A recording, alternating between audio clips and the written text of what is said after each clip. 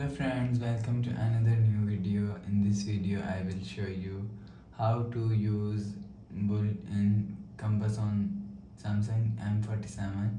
Let's start the video. First of all, go to app library. Here click on settings app. Now in setting, scroll down and click on display. After click on display,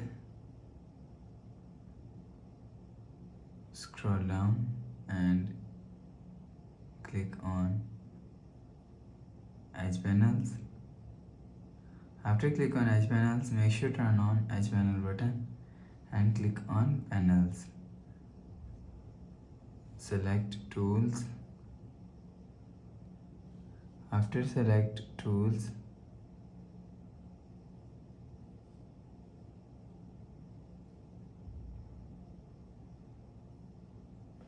you will see. After the process, go back to home screen. Please subscribe for more new latest videos. Thanks for watching.